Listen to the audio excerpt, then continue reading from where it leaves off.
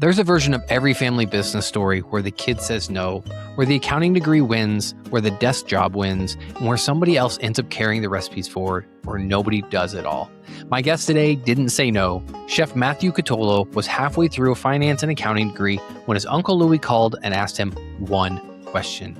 Are you going to come to work when you're done? That's the moment everything changed. Chef Matthew walked into Gargiulo's, his family's restaurant in Coney Island, open since 1907, and never left. Today, he's the third generation running that kitchen, and he's the only person alive who knows the restaurant's century-old cannoli recipe, taught to him by his late cousin, Mike the Bake, who never gave it to anybody else.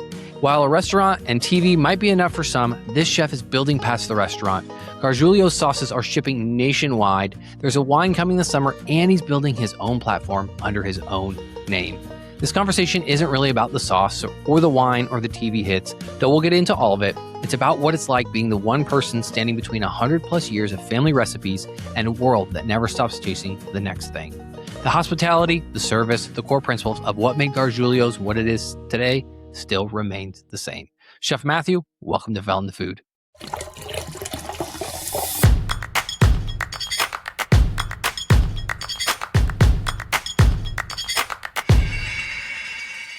Tell me about Mike the Bake. I hear about him all the time from everything I listen to, but I want to know more about him and more than just what he taught you. Yeah, Mike the Bake, he was the pastry chef in the restaurant for over 40 years. And he was a cousin of ours, and he came over from Italy. And that was back, at the time we had just purchased the restaurant in 1965. And kind of, everybody in the kitchen was all family. So he came straight from Italy and, was just the most incredible, talented man ever. He could bake anything like nobody's business. And then he'd hop on the line and he could cook any dish as well as anyone, if not the best. So he was just so incredible and so instrumental in kind of taking me from that young kid to kind of where I am now. I always say my grandfather is the one that instilled the passion into me, and Mike the Bake is really the one that took me to where I am today. So after I graduated college in 2017 and started working in the restaurant full time, he was semi-retired at that point, and he would come in one day a week and do the cannolis, do the cheesecake, any specialty desserts like pastira or stuff for the holidays that we had coming up. So I said, he's getting later on in life, semi-retired. What are we going to do when he fully retires? So I made it a point to myself that I said, all right, I want to learn from Mike the Bake. And, I got from the family, yeah, right. Because he didn't share a recipe with anybody for 40 years. And again, it was all family in the kitchen. They couldn't even get the recipes from him. So, me, that young kind of naive kid, was like, I'm going to do it. So, I went to him and, he was in this country forever, but still it was very broken English. It was, a lot of classic Neapolitan, terms in there and Italian. So, I went up to him, Mike, I want to learn. And he gave me okay, you want to learn, you got to watch, one of those things. So I watched, and, he would throw one thing in the mixing bowl, and then he'd go disappear for 5-10 minutes and take a lap around the kitchen and talk to somebody. But I made sure I stayed there. And then he'd come back and he'd throw the next ingredient. Now, mind you, when I say add ingredients to the bowl, it's not 500 grams or a pound. It's a shovel, a scoop. You know what I mean? Like, he's using his hands. So he'd throw the next ingredient in, and then he'd disappear again. Go talk to the next person. But I made sure I stayed there. And that went on for months. And then all of a sudden, he was just doing everything in front of me, right? He was putting the flour, he was putting the sugar, everything was going in that bowl, and I was still there. And that was a couple months. And then all of a sudden, in his broken English, scribe, write down, 1 scoop of flour, 2 scoops of this, 10 eggs, whatever it may be. So I was writing down the recipes, and, he was telling me. And then that was a couple months. And then all of a sudden it was, okay, this happens why? This happens because if you put too much of this in, this could happen. If you don't put enough in, this is going to happen. This is what you want to look for. This is the feeling. This is the texture. This is the taste. Because that's how he cooked, but that's how he baked too, which is so, incredibly impressive. It was all about feel, texture and taste. And then all of a sudden we were working side by side with one another, and he was really teaching me, and kind of preparing me to take over and what I'm doing now.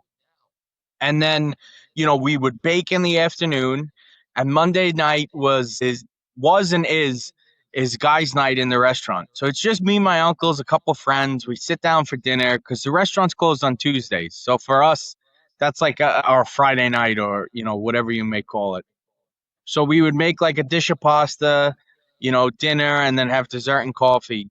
But he would go on the line again, and he'd cook us dinner, and I would watch him on the line, and he would be teaching me on the line how to cook these dishes. And there's so many of the desserts, like the cannoli and the cheesecake, to this day, that now I am the only one in the family that has these recipes. And even still, the holiday traditions, even some recipes, some of the guys have on the line because he trained most of.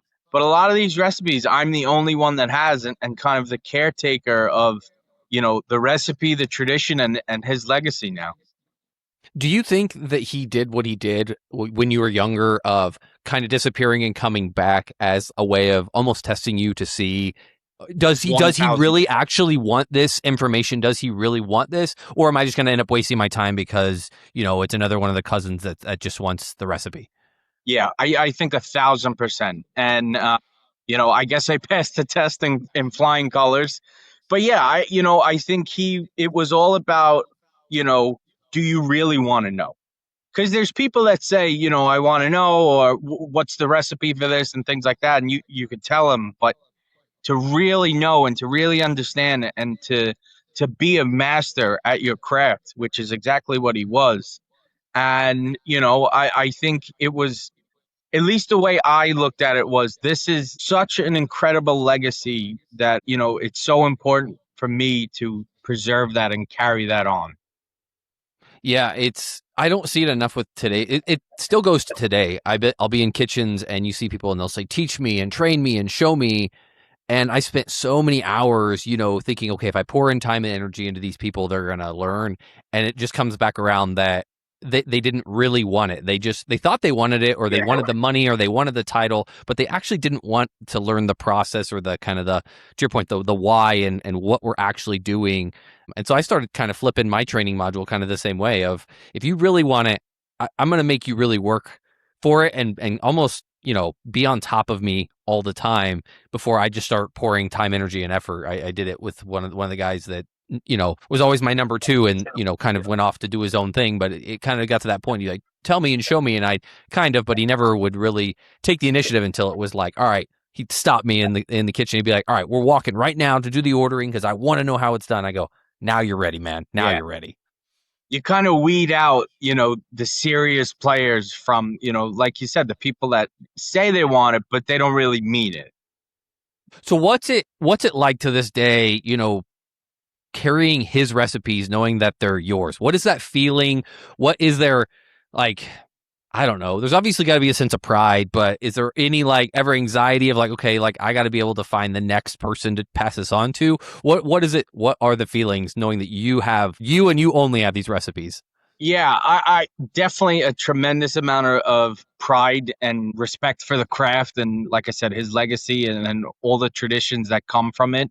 I don't think I've thought too much about the future as far as passing those down, and who's next.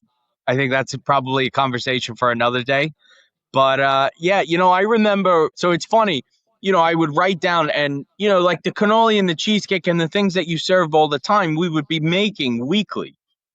And then you get to these recipes, like the pastira, for instance, that it's once a year. So I would write it down, and we made it for years. So let's just say I had 4 or 5, years of making it with him under my belt. And when it was my turn to do it the first time solo, I looked back at the recipes because obviously I knew the process, I knew what went into it, and I knew how to do. So I looked back at these 4 or 5 recipes that I had written down from them, and not one of them was the same. So, I had like that pressure of, oh my God, this is the first time I'm running solo and doing this on my own. And I don't have like a recipe that I can concretely go back off of. I think there was pressure like that years ago when it was like, okay, it's your turn. Now you got to step up. And you got to realize one thing too. Almost everybody that we have in the kitchen now has about 25 plus years of experience. So these guys started when they were teenagers and they're still here to this day, which I think is an incredible testament to, my family and building that kind of culture that keeps everybody, happy and around. But two, you're the young guy in the kitchen now who learned from Mike the Bake, and these guys are all here for 25 plus years. It's time to step up. There's no failures here. There's no room for error. So yeah, there was definitely a little bit of pressure. I think a couple of years ago, being like, I need to really be able to prove myself to those guys and then to my family as well. Which sometimes family can be your biggest critics. But yeah, it was a little bit of trial and error, just, kind of getting into the groove there. And then I really kind of, dialed everything down and, hit it on the mark. And I think the biggest compliment is, wow, this tastes just like Mike the Bakes. And for me, that's like, okay, I'm a winner.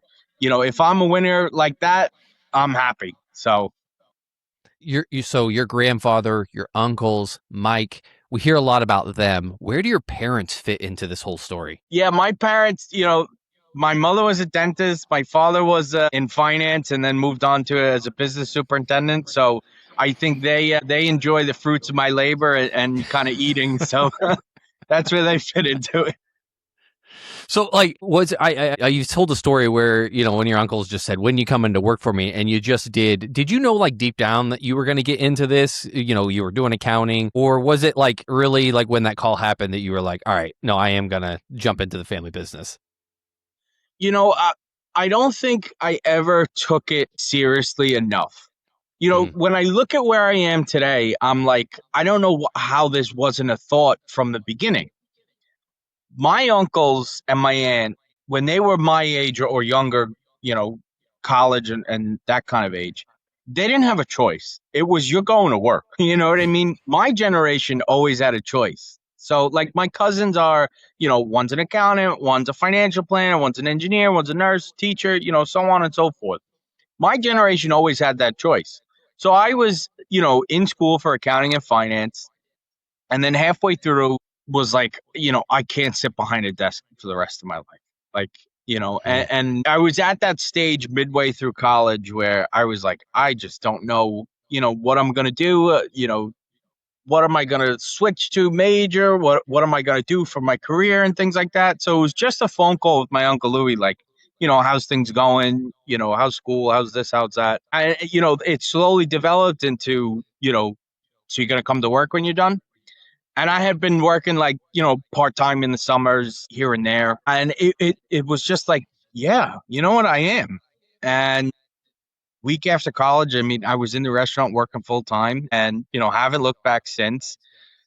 But when, you look at where things progress from now until then, it's like, it was right in front of your face the whole time, but I guess you just couldn't see it. So, yeah, I think things worked out pretty well. I think sometimes we fight the path that, like, when you look back and you have a little bit more wisdom and you can actually kind of reflect on the situation, you say, that was what I was supposed to be doing. But, sometimes we have to find our own path and kind of veer off to understand that maybe that isn't what we're supposed to do until we finally kind of get back in. And then, again, back to kind of the current day, you look back and you're like, should have probably went into it even earlier, and I could have, had a few more years under Mike the Bake to really have honed things in. But I mean, you had enough time. You definitely kind of solidified your spot, especially as the head pastry chef and mimicking what he does. Gargiulo's has been open since 1907, which is flipping. It blows my mind. When I read that, I was like, "There's no way. Like, restaurants don't survive that long." Yeah. And to your point, the consistency with the staff and everything else. Take me back to, like, what's the earliest memory you have of being in that building? I mean, I was an infant running around. I just remember, I grew up in Long Island, so it was a little bit of a trek sometimes to get in, between my parents working, both full-time jobs and things like that. And then the nightmare and disaster that's called the Belt Parkway. So getting, back and forth with traffic sometimes was a little tough, but it was always special and it was always an excitement, to, we're going to the restaurant, we're going, and as a kid, I can see my young nieces and nephews now, like, you're saying, oh, we're going to the restaurant. They live in Jersey, and like, their face lights up, their eyes light up. I think that was probably me at a younger age. And then it was also, we do have a dress code. So for us, we always got dressed up. We were in a jacket, sometimes a tie, nice pants and stuff like that. So it was like, oh, as a kid, you're getting dressed up. Those moments, they kind of stick with you. But yeah, it was always just, I wanted to be there. I loved all of it.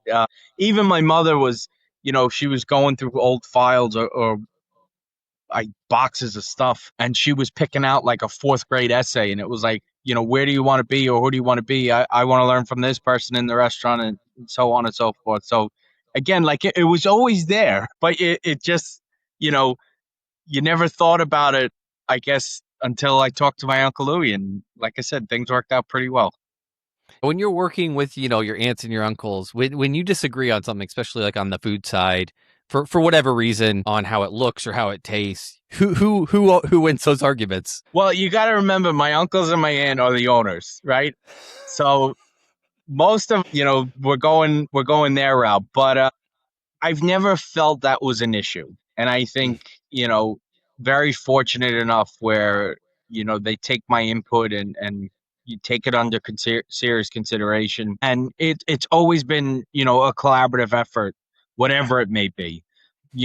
Coming in as kind of a younger voice and a different mindset, let's say, there are a lot of ideas that I have, and I think one thing is we have, again, such an old school business, old school family, but old school customers as well.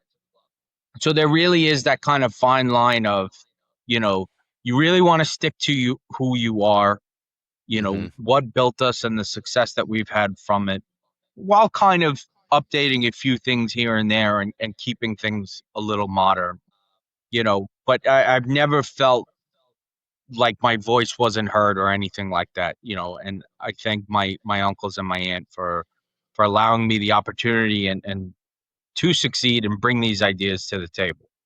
You talked about tradition, and that leads me into what I was going to ask next about, right now with, especially in the food scene, especially with where you're at, always trending, what's the next viral dish?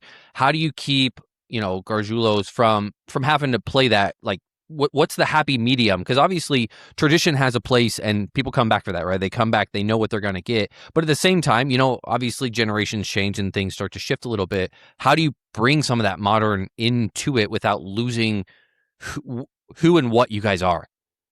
Well, I think for us or for any business, right, you have to rely on your fundamentals and what your strengths are and what you're good at, and not deviate from that just to try and go viral, on Instagram or one of these things. So we stick to what we know and what we're good at. Great hospitality, great food, consistency, a warm atmosphere. Those are the foundation and the fundamentals of what has built us from the beginning and why we have Mm. such continued success. So, don't change any of that just to chase a viral post or influencers or anything like that. If you are true to who you are and what you do, it'll come. You know what I mean? We're not looking for that, viral moment or things like that. Our brand and our business is built on consistency, and you don't get to 119 years of business by chasing trends. Is But there I think anything on the menu? Is there anything on the menu you guys have updated or you put your own spin on? I have a little creative freedom when it comes to like the specials or some of the like the weekly special desserts. So there's, the staples that everybody knows and loves, and that goes back to, when you come in, those things are there. We're Hmm. not rotating the menu and things like that. Like, what you've seen and what you've tasted 40 years ago is the same as it is today. So yeah, I get to play in the sandbox a little, with the specials and things like that, and introducing maybe some new techniques or plating ideas, new ingredients. Because back in the day, some of the ingredients in Italy that you can find now, you couldn't really get them. Now, you got people importing stuff left and right, and people are recognizing and finding out about different ingredients, from Italy. So I get a little creative freedom there, which I'm very fortunate to play with there.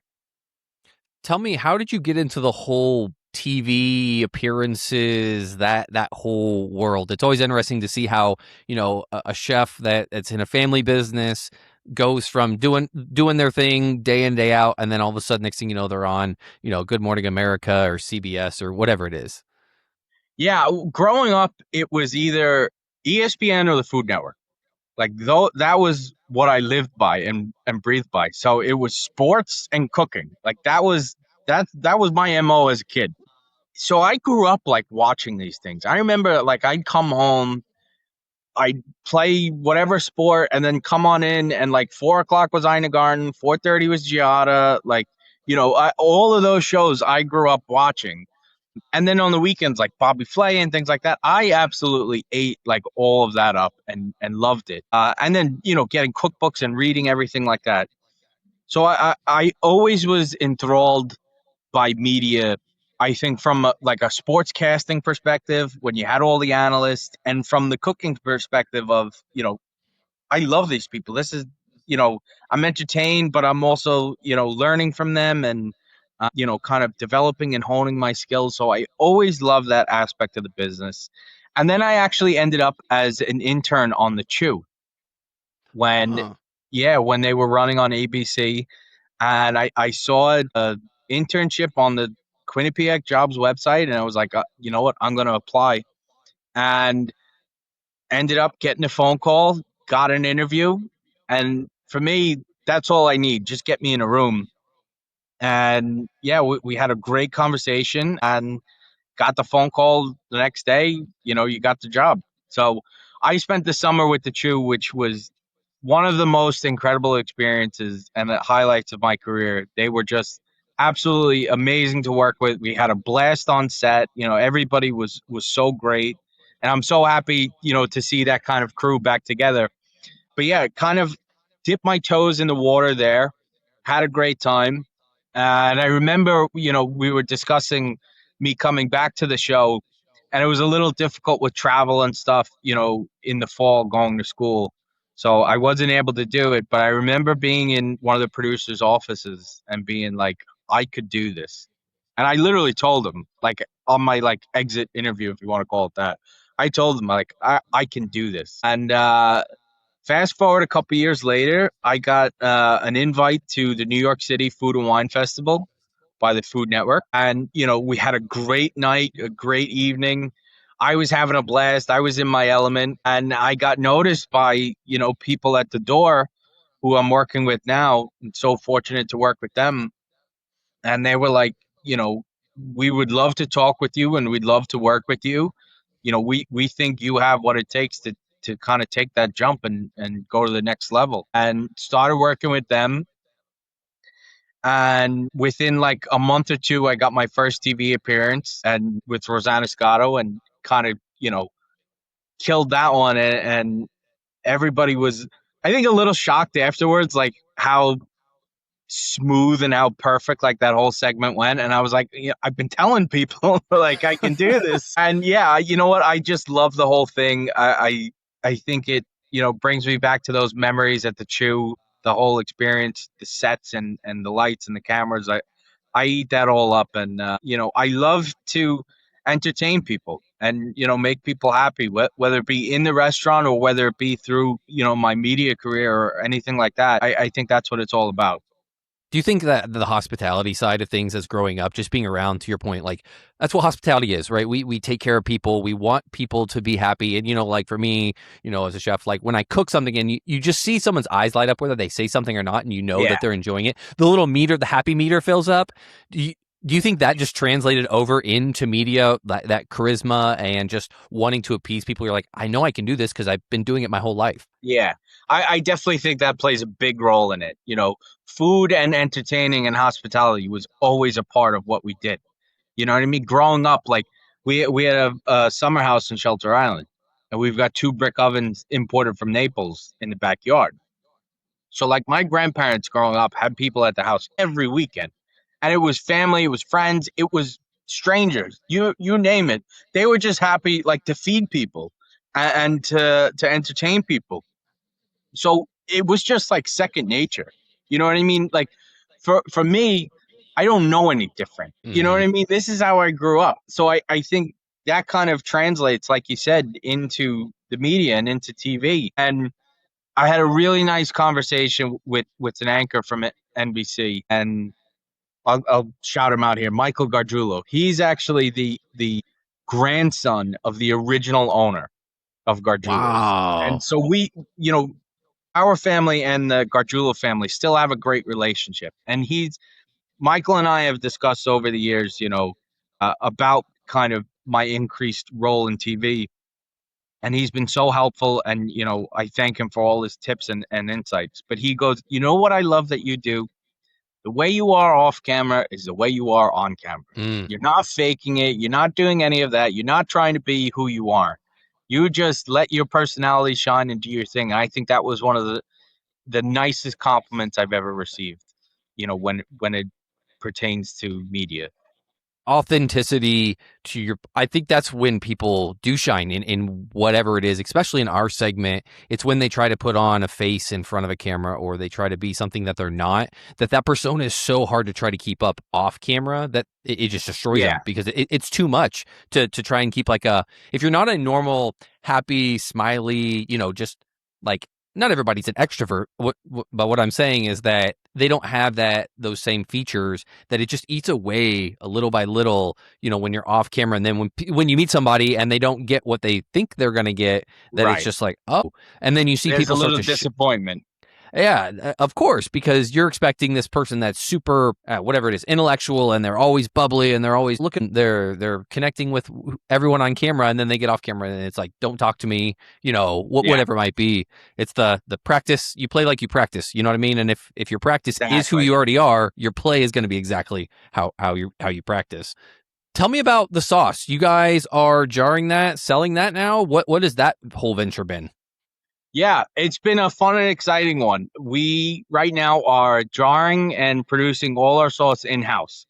So kind of very small batch runs, but we're keeping the quality exactly the way it is in the restaurant. So when you open that jar in your house, it's going to taste just like you're sitting at the table in the restaurant. So we sell that nationwide shipping, and working on a few things to try and expand the reach. That way, more and more people throughout the country and our loyal customers will be able to get their hands on it a little bit easier. But go to our website, like I said, nationwide shipping, and you'll get a little taste of Gargiulo's wherever you are in the country. I love that, because people always ask, because I'm in Chicago, and they always want like deep dish shipped around. I'm like, just buy from here or here. Some of the big players, I'm like, and you can get a taste of Chicago if that's what you want. Yeah, You don't have to travel all the way to Chicago. Now you're going to pay a pretty penny, to get that shipped to you in good quality, but it still beats making a trip to Chicago. But I would always suggest people, come to Shy. There's always good, great food here. yeah, that's what I say. I mean, hey, I'd go to Chicago right now for some deep dish. But yeah, I think it's definitely, like you said, a little easier for some people to be able to kind of get that taste. And but number two, come on out. It's a little piece of New York history, in Coney Island. We're in Coney Island, so sometimes we're a little bit off the beaten path, and people kind of forget about us. But it's definitely worth the trip to New York, and come and visit us down at Gargiulo's. And is wine next? I thought I read something about potentially Yes, wine. we're working on our wine. Me and my uncle were actually just in Italy in April, finalizing everything and doing the tastings and making sure that everything was just right. The labeling. We visited the manufacture plant. We visited the vineyards. We had everything's going great. Just a couple full final things, and we should have it here before you know it. But the Gargiulo wine will be available nationwide as well. What's the reason? What it compels? I always see a lot of restaurateurs eventually branch out and they start doing a product or like liquor or wine. What is it about it that makes you want to keep growing and produce new things? Because you could easily just be in the restaurant, do the normal thing, do some TV appearances, but why branch out? Why create the sauce? Why do a wine brand? Well, I think when my uncles and my aunts started their career back in the day, it was just the restaurant in the beginning, and then we added the catering hall in 1983, and they really were the ones that built this up and made the Gargiulo's catering part what it is today. So they took from their father and their uncles, here and brought everything up and kind of took that next step and elevated, like I said, to where we are today. So I think, for me, looking at what my uncles and aunt did, I'd love to continue this business and, grow it even more. In regards to the wine, the Gargiulo wine we've had for, 30 plus years. It's been a part of the restaurant and the catering hall. And over COVID, we had a little bit difficulty getting it, imported in. And long story short, I made it work, and I saw an opportunity because everybody loves the wine, and it really is delicious. And saw this kind of business opportunity, and the people in Italy that helped us, get it back into the country and import it for us. I approached them and said, "Listen, these are the kind of ideas that I have. I'd love to get your thoughts and insights, and I'm wondering if we could make this happen."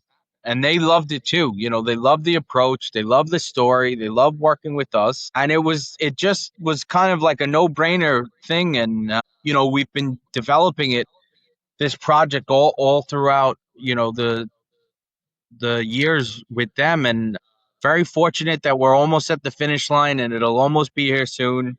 And the sauce, that it's always been one of those things that's been kind of talked about. And like you said, with the Chicago deep dish, we've had so many people over the years contact us like, can you send the Mm, sauce, can you send us this? And like you said, you freeze it and put it in those shipping things, and then you send it out.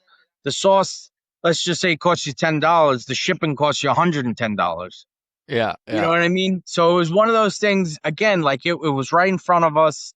It was just kind of like a natural progression. So before COVID, we kind of, laid the foundation there. And then obviously COVID hit, so things stalled a little bit. But yeah, we got back to it.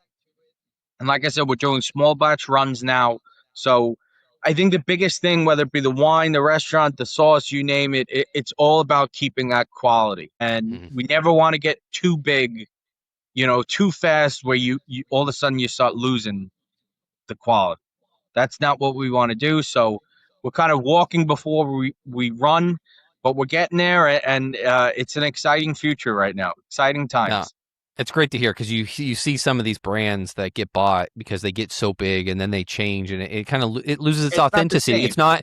It's not what everyone knows and loves. And I love like what you and your family are doing of passing, a tradition to the current generation of how things really can be. The old school way, as I think food, I've talked about it in the past, of it's swinging back to being at home and trying to cook with the family because it's so expensive to eat out all the time these days. And it's like, you got to get Yeah. back to the roots, and people want real food again. They don't want fake food. They want just good quality food. And you guys have been doing it for over 100 years now and being able to provide it to the masses, which is it's super cool to see that.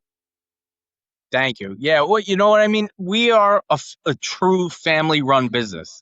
Like, there's no corporate anything with us. So I think that translates. And, like you said, you're getting this feeling and kind of shift back. Well, what do you want to eat at? You want to, or whether it be in the restaurant or any type of product, you want this mass produced corporate thing, or do you want something that, comes from our family, that we're pouring our heart and soul into what we're pumping out, whether it be the food in the restaurant or the product. So, there is definitely that shift, and you know, we'll see what happens in the future. One last question. What do you want the next generation of your family to understand about all of this? The good years, the hard ones. What's kind of like, what do you hope that gets passed down? You know what? I think it's what I'm looking back on now, and because kind of I'm going through it as well, is to see how much hard work and dedication it takes to really be in this business, run this restaurant. And, my uncles and my aunt have dedicated 40 plus years of their life, you know, running this business and making sure the restaurant succeeds. So just kind of the hard work, the dedication, the sacrifices that you have to make in order to be successful, and the pride that they take in continuing our family's legacy and the restaurant's legacy. It takes a lot, and I hope that next generation recognizes and appreciates it. Awesome. Chef, where does everyone go if they want to learn more about Gargiulo's, about what you're doing? Hit them up with all the socials. Yeah, you can go gargiulos.com, learn more about the restaurant, and get your sauce shipped to you. You could go to my website, matthewcutolo.com. I've got a bunch of recipes up, always updating it. We'll get new stuff on the website weekly. And then all the socials at Gargiulo's Restaurant and at Matthew Cutolo. Awesome. And the next time I'm in New York, I'm going to have to make it an effort to swing by, get to the restaurant, because I love just good, solid Italian food. It's just my heart. And then when I heard about the cannolis, I was like, it's my thing. Like I adore, like it's my kryptonite, if you will. I could eat a cannoli every night of the week if you let me. And I passed it to my son. He's like, what is this dough thing with cream inside? And I was like, buddy, that's a cannoli. And he's just like, that's what I want to eat. And it's just a fun thing to share with my son. And just anytime I get him, because it's hard to find a good cannoli these days, Yeah. I think one of the big things that we do is every cannoli that we serve in the restaurant is stuffed to order. Oh, that's amazing. It makes that a huge quality difference. Massive. You don't have the soggy, you still have the crispy, crunchy shell. I absolutely love it. Chef, thank you so much for all of your time today. We'll put everything into the show notes so you can check out the restaurant, check out what Chef Matthew's doing. And until next time, we'll catch you on the sunny side.